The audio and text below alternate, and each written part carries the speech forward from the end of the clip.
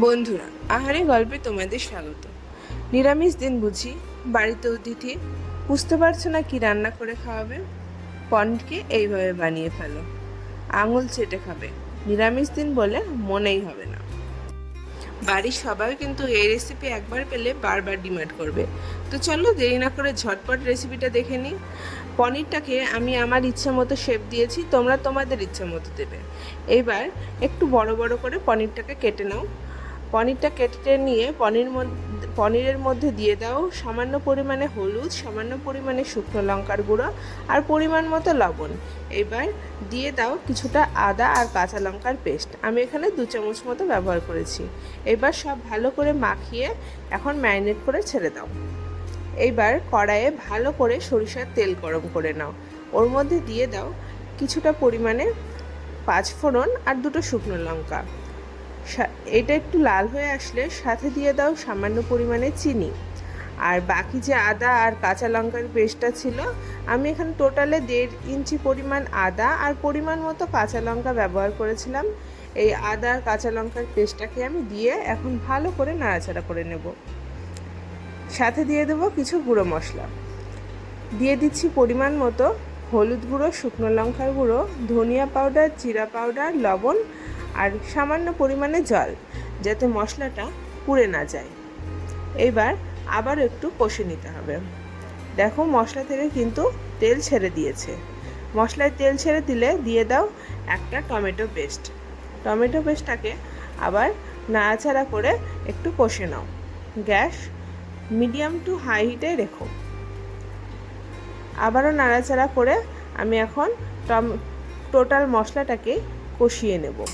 মশলাটা কষা হয়ে গেলে এর মধ্যে দিয়ে দাও 8 থেকে 10টা কাজু আর 1 চামচ পরিমাণ টক দই আমি নিয়েছি। এইবার টোটালটাকে আমি ভালো করে পেস্ট করে নিয়ে এখন এর মধ্যে দিয়ে দিলাম আর ভালো করে নাড়াচাড়া করে কষে নেব। ভালো করে নাড়াচাড়া করে নেবে। নাড়াচাড়া করে নিয়ে এই কাজুটা দিলে কিন্তু মশলাটার গ্রেভিটা বেশ ঘন হয়। ঢাকনা লাগিয়ে এখন একটু ফুটিয়ে নিচ্ছি। দেখো ফুটতে শুরু করেছে, ঢাকনাটা তুলে নিলাম। যেহেতু কাজু দেওয়া আছে, বারবার মশলাটা কিন্তু নিচে লেগে যাবে, তাই ভালো করে বারবার করে নাড়াচাড়া করে দেবে।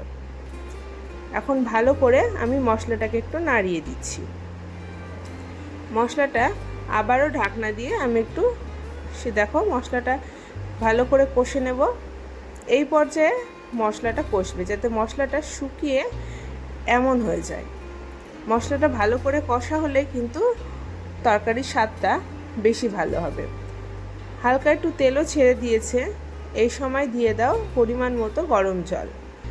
প্রথমে অল্প একটু দেবে, পরে লাগলে আর একটু বেশি করে দেবে। জলটা দেওয়ার পরে মশলার সাথে জলটাকে ভালো করে খুন্তি দিয়ে নেড়ে এইভাবে মিশিয়ে নাও।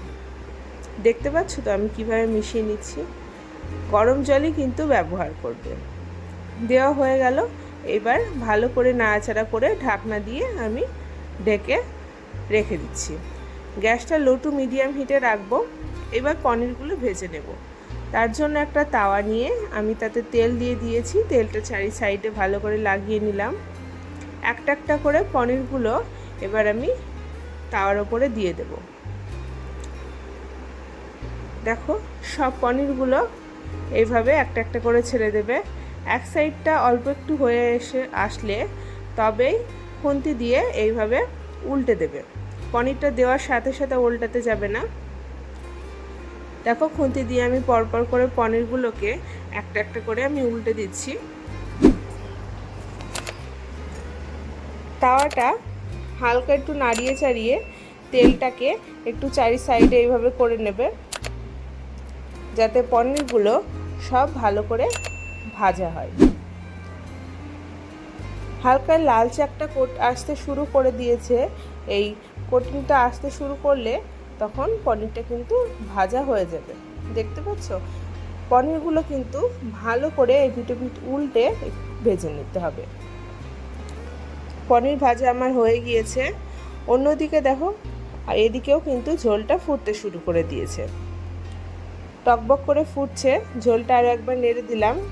আমি ঝোলটা অলমোস্ট এই পরিমাণে রাখবো। পনিরটা দিলে অল্প একটু ঝোলটা টানবে।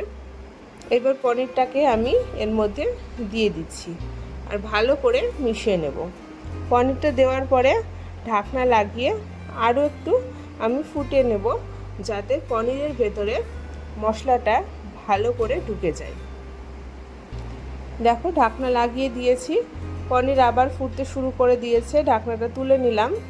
আমার আবারও খুন্তি দিয়ে পুরো মশলার সাথে পুরো রান্নাটাকে আমি সবজিটাকে নাড়িয়ে দেব। দেখো নাড়ানো হয়ে গিয়েছে। সাথে দিয়ে দিলাম কিছুটা পরিমাণে কাসুরি মেথি পাতা। গ্রেভিটা আমি এই পর্যায়ে রাখবো, তাই আমি এখন দিয়ে দিচ্ছি কাসুরি মেথি পাতা। ভালো করে হাত দিয়ে ঘষে আমি দিয়ে দিলাম। এর মধ্যে দিয়ে দিচ্ছি কিছুটা পরিমাণে গরম মশলার গুঁড়ো। ধনিয়া পাতাটা ওপর থেকে ছিটিয়ে দিলাম। এখানে চাইলে তোমরা একটু ঘিও ইউজ করতে পারো। আবারও সব একসাথে ভালো করে নাড়িয়ে দিচ্ছি। কিছুক্ষণ স্ট্যান্ডিং টাইমে রেখে গরম গরম লুচি, রুটি, পরোটা, ভাত সব কিছুর সাথে তোমরা ট্রাই করতে পারো। কিছুক্ষণ স্ট্যান্ডিং টাইমে রেখে দাও, তারপরে গরম গরম সার্ভ করো। চেষ্টা করো একবার হলেও এই রেসিপিটা বাড়িতে বানাতে, সত্যি অসাধারণ লাগে কিন্তু। দেখো আমি পরোটা নিয়ে নিয়েছি। এইবার নিয়ে নিচ্ছি যে পনিরটা আমি রান্না করলাম, সেই পনিরের সবজিটাকে। দেখতে পাচ্ছ কতটা ইয়ামি লাগছে না দেখে? এইবার পনিরটা আমি একটু দেখো খেয়ে দেখছি। পনিরটা কিন্তু খুব সুন্দরভাবে বেশ সফটও হয়েছে। এইবার আমি একটু গ্রেভি নিয়ে দেখো কি জিভে জল আসছে তো। তাহলে দেরি কিসের, যাও ঝটপট বানিয়ে ফেলো। আমাকে কিন্তু কমেন্টে জানিয়ে যেতে ভুলো না তোমাদের কেমন লেগেছে রেসিপিটা। আর যদি ভালো লাগে লাইক, শেয়ার, সাবস্ক্রাইব দিয়ে অবশ্যই কিন্তু আমার পাশে থেকো। ধন্যবাদ।